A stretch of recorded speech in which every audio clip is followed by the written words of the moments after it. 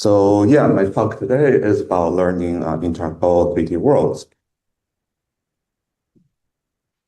A key capability of autonomous systems is to understand the 3D world. For example, in this outdoor scene, autonomous vehicles need to perceive the underlying geometry of the environment, including roads, cars, and pedestrians. Then they need to understand the object semantics and functionality. And finally, predict relations among objects, such as human-machine interactions, in order to make safe, informed decisions. So in indoor environments, the same challenges remain for machine spatial intelligence. So whether we are talking about streets or rooms, the underlying question is similar. How can machines perceive, understand, and act in dynamic 3D worlds? So in this talk, I'll present our recent work on modeling interactable 3D worlds, covering topics including perceiving and constructing 3D environments, analyzing shape semantics and relations, and modeling human behaviors in 3D environments. We begin by asking how we can create large-scale, high-fidelity 3D environments, because this can help scale up the training of autonomous systems to act in 3D. To address this, in our recent work, LT3SD, we introduced a novel diffusion-based approach for arbitrary-sized 3D scene generation, even though we only use room-sized data for supervision. So the scene generation you are seeing here doesn't exist in our training data.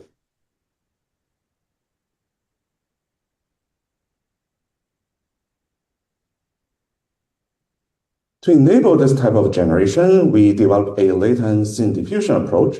We first decompose a 3D scene as a coarse-to-fine latent tree hierarchy. At each resolution level, we decompose the input 3D scene as a low-frequency geometry volume and a high-frequency feature volume. We then train a diffusion model on each level of this latent tree. We let diffusion models learn the high-level, high-frequency feature distribution conditioned on the low-frequency geometry volumes. To enable arbitrary-sized scene generation, we divide each 3D scene into 3D patches and train diffusion models on this type of localized representation. So here's our generation process. The coarsest scene resolution level is first generated autoregressively. You can see here is patch by patch generation. And then this very coarse scene geometry is refined in our coarse-to-fine latent tree hierarchy.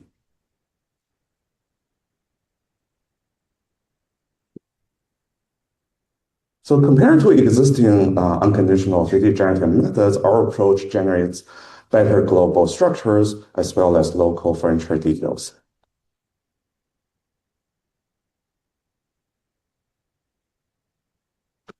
Our approach also enables probabilistic scene completion. So given a partial 3D scene observation shown in the red region, we produce various plausible scene completion results.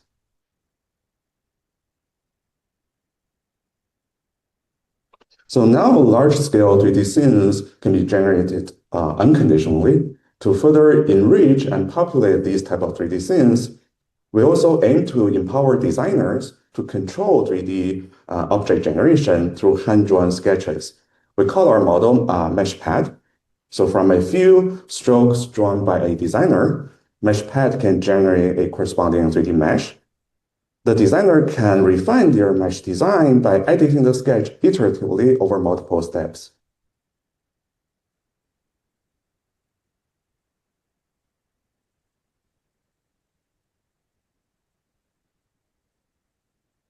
We decompose this mesh editing process into two simple tasks, triangle addition and deletion. To add mesh triangles, we use a transformer to autoregressively predict the triangles to be added, conditioned on the new sketch strokes added by the designer.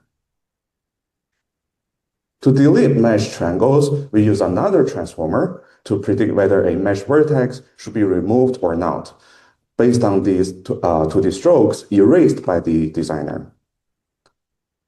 Combining these two basic operations results in an iterative mesh editing process. These two networks can be easily trained. We just simply perform random sampling of regions from training meshes to simulate mesh addition and deletion. Compared to baselines in sketch-based mesh generation, our approach achieves better mesh quality and sketch matching. As shown here, we can easily edit a sofa into a monitor using MeshPad.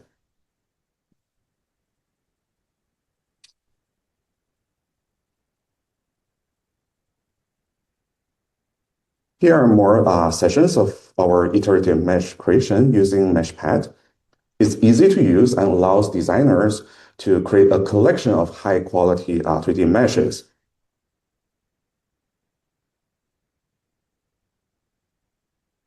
My colleague Hao Xuan will present our work in poster session 4 on Wednesday afternoon, so please drop by and say hello to him.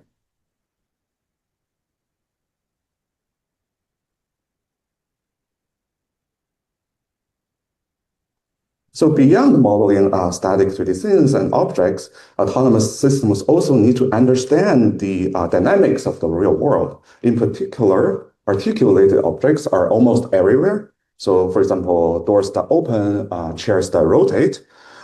These type of articulations are highly correlated with object semantics and functionality. In our recent work, we introduced a model called MeshArt that unifies the generations of object part geometry and part level articulation. We decompose this generation process into high-level structure generation and low-level geometry synthesis. The structure is represented by those bounding boxes with their articulation properties. It's encoded into a structured codebook and modeled by a decoder-only transformer for unconditional generation. Object part geometry is encoded into another codebook. A geometry transformer then generates these mesh triangles for each part autoregressively, guided by this global bounding box structure to ensure shape coherency.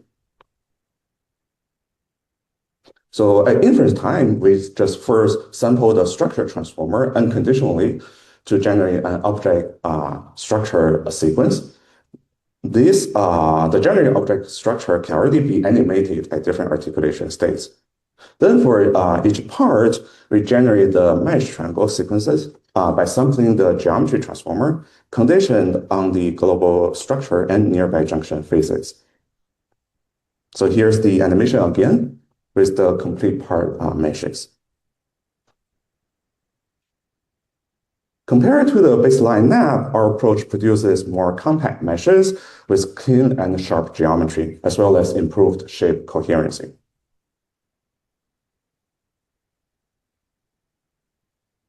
With these generated 3D scenes and objects, a natural next step is to understand how human would interact with these scene objects.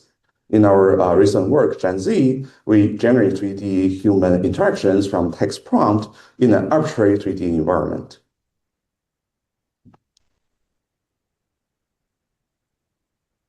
Collecting 3D interaction data is very expensive and requires complex setup, resulting in very limited scene and action captures in existing 3D datasets.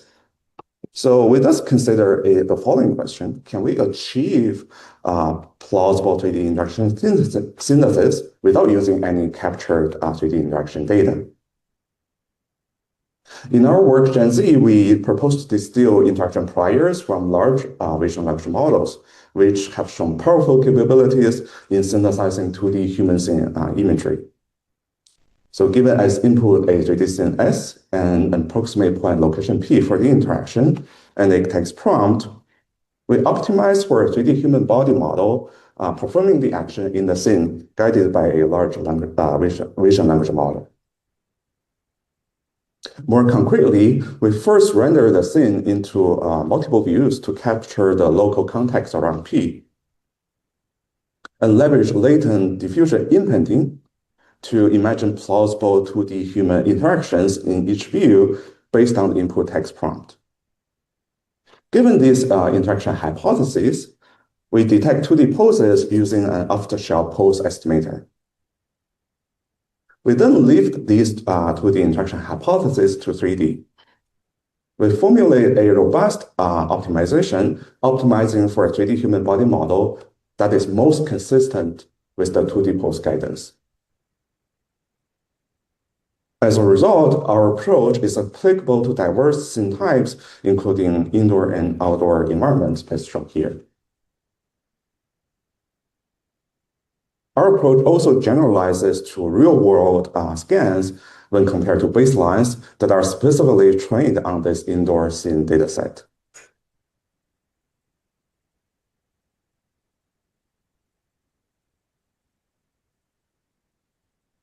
Moving beyond static interaction synthesis, we further explore generating 4D interaction motions in a zero-shot fashion.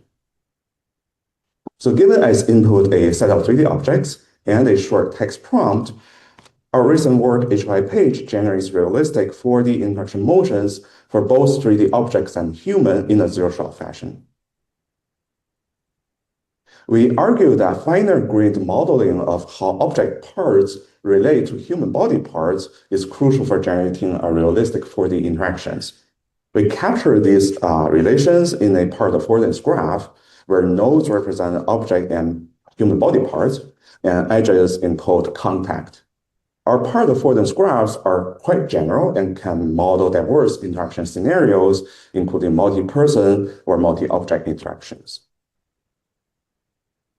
We distill part affordance graphs from large language models, which can imagine plausible human-object interactions and physical contact. We then use this inferred part affordance graph to guide our 4D interaction generation. The input 3D objects are first decomposed into semantic parts based on the inferred part affordance graph. We just perform 3D part segmentation by aggregating segmentation masks from rendered multi-view images. Next, we generate an interaction video using text-to-video diffusion. The video generation is again guided by the part affordance graph. We then infer object masks and depths from the video and estimate 4D human poses using an off-the-shelf human motion recovery model. Finally, we optimize for the input 3D objects. We formulate a part affordance guided optimization that jointly considers object fitting to the video, contact constraints from the part affordance graph, physical penetration, and temporal motion smoothness. Our part affordance graphs enables generating complex 4D interaction scenarios in a zero-shot fashion, such as single-person multi-object interactions. We can also generate multi-person interactions, capturing this joint effort of people performing tasks together. When compared to supervised methods that don't model part-level affordance, our generations are more realistic and have better text alignment. Here's a collection of diverse 4D interaction generations by HOI-PAGE.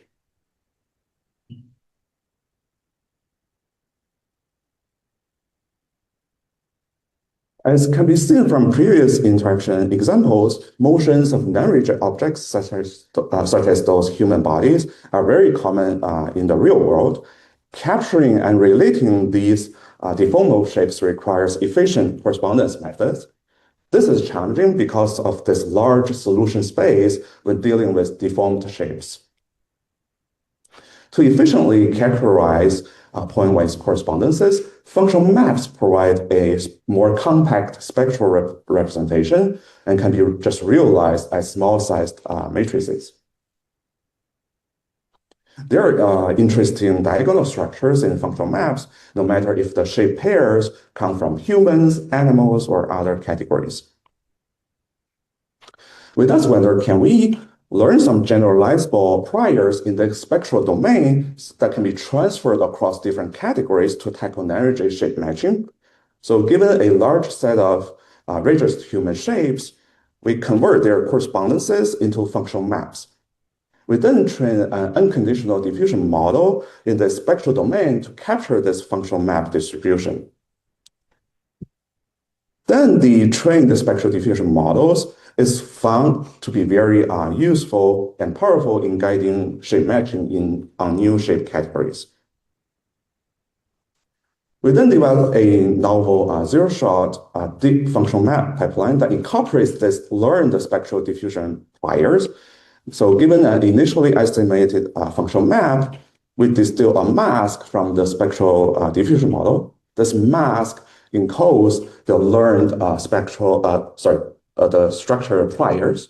We then use this mask to guide and regularize the initial map to have similar structure as those in the training dataset. We find that our spectral diffusion priors are quite category agnostic, even though we only use human shapes for training. So we see robust shape matching performance on unseen categories, including humanoids and animals. My colleague Emery will present our work in poster session 2 on Tuesday afternoon. So please drop by and talk to him for more details. So this concludes my talk about learning interactable 3D worlds. Thank you for your attention.